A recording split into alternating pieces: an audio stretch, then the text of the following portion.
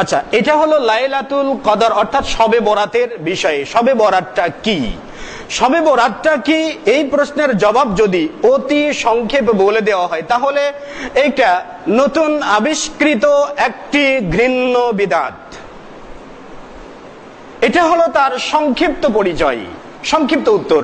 এই উত্তরটাকে যদি বিস্তারিতভাবে বর্ণনা করে দেওয়া যায়, সর্বশেষে আলোচনায় নিয়ে আসব লাইলাতু অর্থাৎ শবে বরাত সংক্রান্ত যতগুলো হাদিস রয়েছে এই হাদিসগুলোরও কিছু বৈজ্ঞানিক বিশ্লেষণ করার চেষ্টা করব ইনশাআল্লাহ।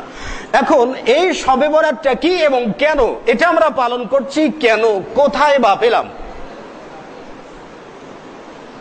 ফার্সি ভাষায় এটা আমাদের মাঝে ইবাদত হিসেবে চালু হলো, এটা আমরা পেলাম কোথায় আর কিভাবে আমাদের মাঝে আসলো? যদি অতি সংক্ষেপে বলা হয় তাহলে এই শবে বরাতের রাত্রিটা, এই নিয়ে ইখতিলাফ রয়েছে। যদি ইতিহাস পর্যালোচনা করা হয় তাহলে বোঝা যায় যে এই শবে বরাতটা আমাদের মাঝে এসেছে ফাতেমি খিলাফাতের মধ্য থেকে। ফাতেমি খিলাফত একটা কট্টর শিয়া মতাদর্শীদের খিলাফত। যদি বলে হয় শিয়াদের থেকে ধর্ম থেকে হচ্ছে ইসমাইলিয়া বাতিনিয়া, ইসমাইলিয়া বাতিনিয়া থেকে ধর্ম থেকে হচ্ছে ওবায়দুল্লাহ নামক মাহাদি, আর এই ওবায়দুল্লাহ নামক মাহাদি তিনিই সর্বপ্রথম মিশরে ফাতেমি খিলাফত প্রতিষ্ঠিত করেন 297 হিজরিতে। 297 হিজরিতে তিনি ফাতেমি খিলাফত প্রতিষ্ঠিত করেন। এই ফাতেমি খিলাফতের স্থায়িত্বকাল হয় 567 হিজরি পর্যন্ত। আর এই শবে বরাত নামক একটা অদ্ভুত রাত্রি যেটার আবিষ্কার ঘটেছে 448 হিজরিতে বাইতুল মাকদাসে।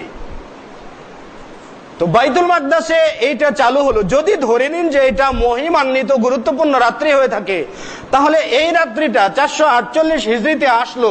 এর আগে প্রায় 438 বছর যাবত যতগুলো ওলামা ইকরামগণ গেছেন, সাহাবা ইকরামগণ গেছেন, কেউ এই শবে বরাত নামক রাত্রি কেউ পালন করেননি, এই মহিমান্বিত রাত্রি কেউ উদযাপন করেননি, এই দিনে কেউ কোনো ইবাদতও করেননি।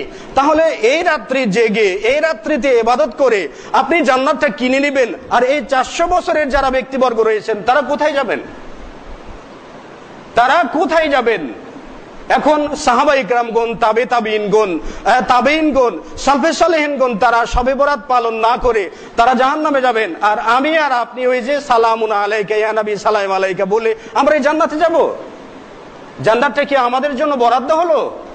জি না, জান্নাত তো তাদের জন্যই বরাদ্দ হবে যারা কোরআন এবং সহিহ সুন্নাহর অনুসারী, কোরআন সুন্নাহ মেনে চলবেন, তাদের জন্য জান্নাত বরাদ্দ।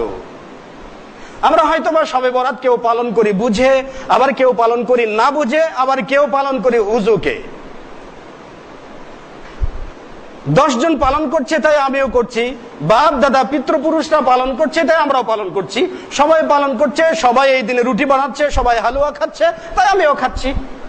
মানে গতানুগতিক কতগুলো বিষয়ে, আসলে গতানুগতিক অনেকগুলো বিষয় চলে না। গতানুগতিক, আজকে তো স্যাটেলাইটের যুগ, তাই না? আজ থেকে 40 বছর আগে কম্পিউটারের কল্পনা করতে পারতেন না। আজকে ল্যাপটপ মনে হয় ক্লাস 5-এর ছাত্রের ব্যাগের ভিতরেও ল্যাপটপ পাওয়া যাবে। তাহলে কি বলবেন যে বাপদাদারা ল্যাপটপ ব্যবহার করে না, কম্পিউটার ব্যবহার করে না, আমিও করব না, এটা জায়েজ নেই, এটা বিদআত? বলবেন কি? বলবেন না। তাহলে আপনি গতানুগতিক অনেক কিছু মানছেন না, অথচ ইসলামের ক্ষেত্রে যে গতানুগতিক অনেক কিছু আমরা মেনে চলছি। এই যে ফাতেমি খিলাফত শুরু হলো 909 খ্রিস্টাব্দ থেকে নিয়ে, এই যে ফাতেমি খিলাফতের চতুর্থ খলিফা থেকে বিদআত শুরু হয়, যখন সালাউদ্দিন আইয়ুবী 567 হিজরিতে ফাতেমি খিলাফতকে উৎখাত করে দিয়ে সালাউদ্দিন আইয়ুবী নিজেই তিনি খেলাফতে অধিষ্ঠিত হলেন, তখনই সালাউদ্দিন আইয়ুবী এই সকল বিদআতকে সমূলে ধ্বংস করে দিলেন। আর এই শবে বরাত নামক যে রাত্রিটা, এটা কেউ বলেছেন বাইতুল মাকদাস থেকে আবিষ্কৃত হয়েছে, আবার অনেক উলামা ইকরামগণ বলছেন এটা মক্কাতুল মুকাররমা থেকে আবিষ্কৃত হয়েছে। মক্কাতুল মুকাররমাতে কতগুলো অগ্নি পূজকেরা বাস করত, তারা সাধারণত এই রাত্রিতে মানে শবে বরাতের রাত্রিকে উপলক্ষ করে এই রাত্রিতে তারা 100 রাকাত সালাত আদা করত। মুসলিমদের সাথে সারিবদ্ধভাবে তারা জামাতে দাঁড়াতো, কিন্তু মুসলিমরা ইবাদত করত আল্লাহ রাব্বুল আলামিন। অগ্নি পূজক যারা রয়েছে তারা আগুন পূজা করত, তার মানে তারা অন্তরে অগ্নি পূজার একটা বাসনা, এটাই তারা পূর্ণ করত মুসলিমদের সাথে কাঁধে কাঁধ মিলিয়ে। বাহ্যিক দৃষ্টিতে মুসলিম, আভ্যন্তরীণ ভাবে তারা অগ্নি পূজক। এই শবে বরাত যারা চালু করেছে, আমি এর আগে আপনাদের ব্যাপারে সুফিবাদের একটি ইতিহাস সম্পর্কে আলোচনা করতে গিয়ে বলেছিলাম যে মানসুর হাল্লাজকে 4টি অপরাধে মৃত্যুদণ্ড দেওয়া হয়েছিল। তার ভিতরে একটি অপরাধ ছিল কারামতিয়াদেরকে মানসুর হাল্লাজ সঠিক বলে মনে করেছিল।